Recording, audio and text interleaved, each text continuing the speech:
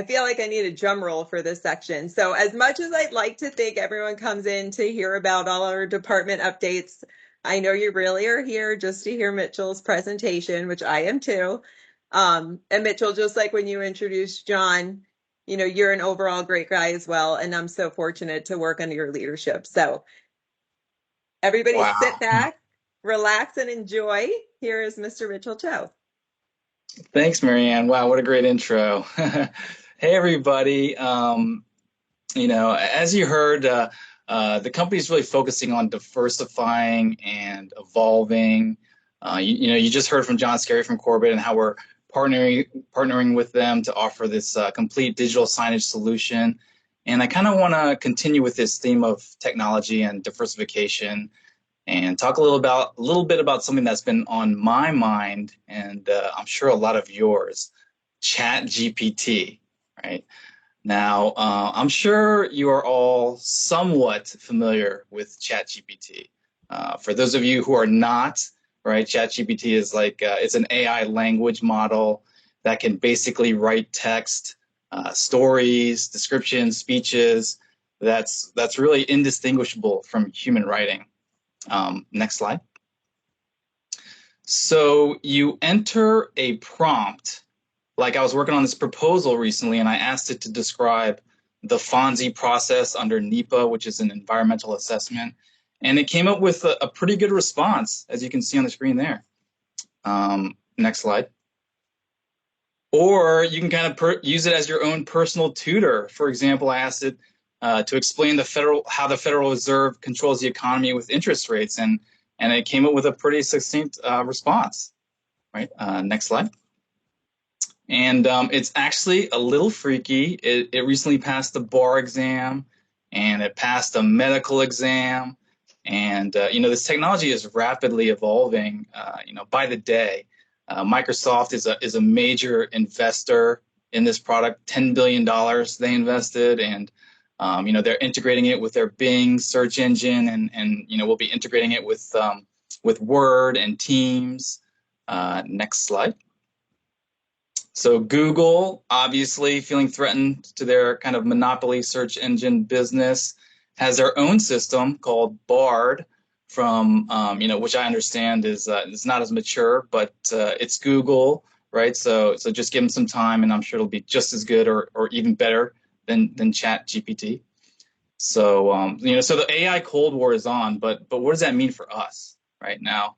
Let me first caveat this by saying I am by no means an expert on AI or ChatGPT, but as the CEO of a writing company, it would be irresponsible of me to not think about how this impacts our customers and our industry and ultimately our workforce. When I first learned about GPT-3, which is kind of the language model that ChatGPT is based on, it was about a year ago, and my first reaction was like, wow, this is amazing, but what is this going to do for the future of FedWriters? Is our business in trouble? Are there going to be less opportunities for us? Are people going to lose jobs? So there's no doubt that this tech will transform the way business operates and how workers communicate and collaborate, just as the internet and email and cell phones did in the 90s and 2000s, and social media soon after that. But rather than being worried or feeling threatened by this new tech, we must embrace it, because really, whether we like it or not, it's coming, right? And by embracing it, I mean, we need to get a jump on learning how to use it, right? There's a ton of opportunity here. And I got to give a lot of credit to Mark Fain, who is probably the most knowledgeable person in the company on this topic. He's leading some really cool and interesting projects that will integrate this technology. But for the larger group, right, we need to learn how to use it, how to prompt it. There's this new field, a new skill, what they call prompt engineering, which is basically how to talk to AI to get the best results, asking smarter questions and more detailed questions. And this tech, just as the internet did, and just as Microsoft Office did, and the telephone and typewriters before that, it will not replace us, but make us more efficient, free up our time, right, make us better. Next slide. So the last town hall, I mentioned my father, who worked as an accountant for the same company for almost 50 years, like since the early 70s. And, I think about what did he do? How did he work before computers, right? What did his desk look like? It was just a bunch of papers, like some of the examples you see there. And, it seems so foreign to us to have a desk, a workstation without a computer. And now we have, multiple monitors, camera, microphone, and in 5 years, right, working without AI will be foreign to us. This tech is really shaping the future of work. Just how, Microsoft Word really optimized how we create documents. AI language models will help focus our thoughts, right? Become more creative, give us ideas, give us a head start, with outlines and rough drafts.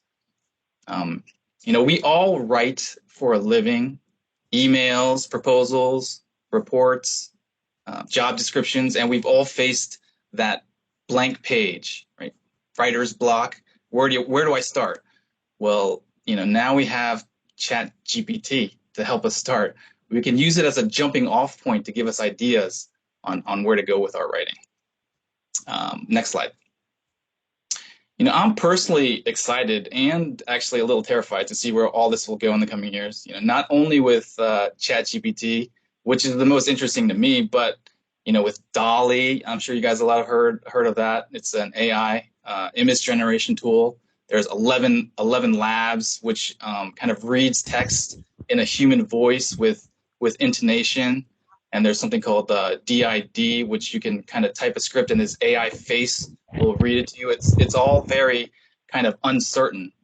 But what is certain is that if we don't embrace it, if we don't learn how to use it, we become obsolete. Okay. Next slide. But it's not perfect right now, right? I asked GPT-3, what is FedWriters? And it came up with a pretty good description. I don't know how it did it, but it did. But I also asked it, who is the CEO of FedWriters, and it said Chris J. Carty. I don't know who that is or how it came up with that. But my point is, we're at the beginning of this AI and automated language revolution. So we shouldn't feel threatened by ChatGPT or AI taking over our jobs. We should incorporate it into our workflow. You're already using AI probably, just like in Teams or on your iPhone when you get a message and it suggests a response. Right? So in the future, we won't need to kind of Google endlessly for stuff. A lot of times it's the top results are ads or SEO spam that don't really answer our question, but rather use AI, prompt it to break down and describe our research problems in a way to get better results. See, the trick is, like, as writers, our job is to know what questions to ask and what answers to accept. There's still a lot of human judgment that goes into writing. It still requires human judgment to understand what a customer wants or the expectations of our audiences. We got to see it as a productivity boost, right? As a tool to do this better. Next slide. So where do you start, right? First, embrace AI because it's coming. Whether we like it or not, it's coming, right? Sign up for Chat GPT and GPT-3 if you haven't already. You can use your Gmail account, play with it, use it.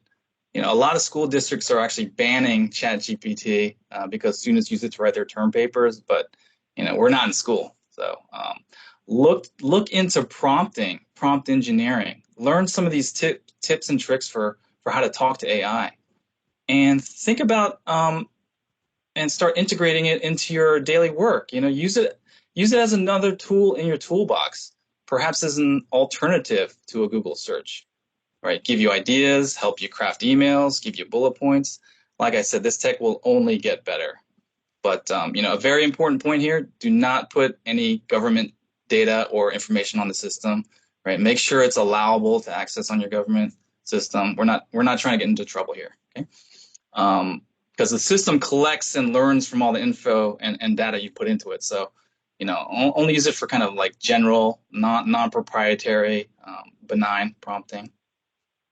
But always, make sure you keep that human element as part of your work, right? Because it's a brave new world out there. But you know what? It always is. It always is. So until next time, I want to thank you all for making FedWriters such a great company and a great place to work. So thanks, everyone. And over to you, Marianne.